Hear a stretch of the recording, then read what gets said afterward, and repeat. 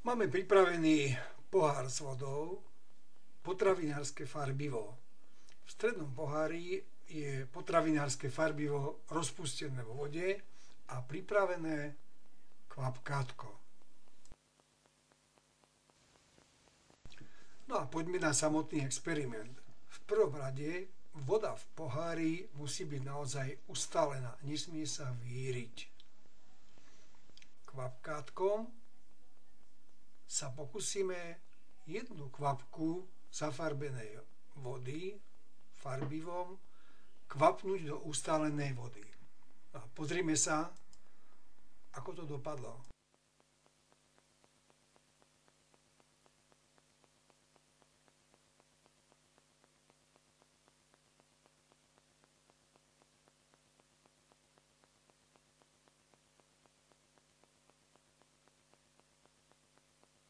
Ako vidíme, po kvapnutí kvapočky sa farbivo roztráca vo vode, pričom nevidíme vôbec žiadnu nejakú štruktúru alebo pekný. Ďalší pokus však prekvapí. Pozorujte.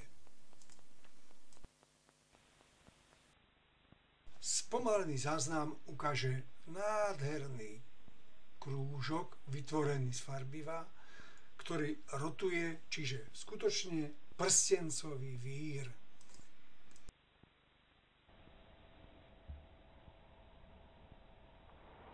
Detailnejší pohľad na vytvorenie prstencového víru sa nám ukáže pri pohľade na kvapku kvapnutú do vody zhora.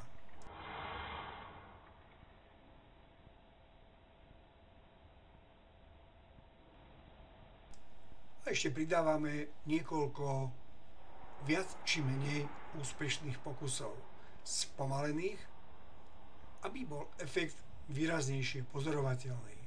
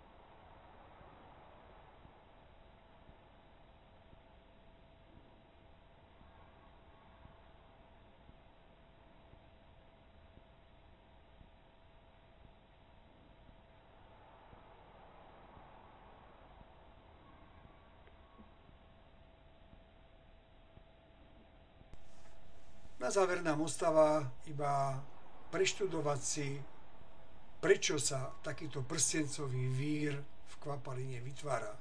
Môže to byť zaujímavé.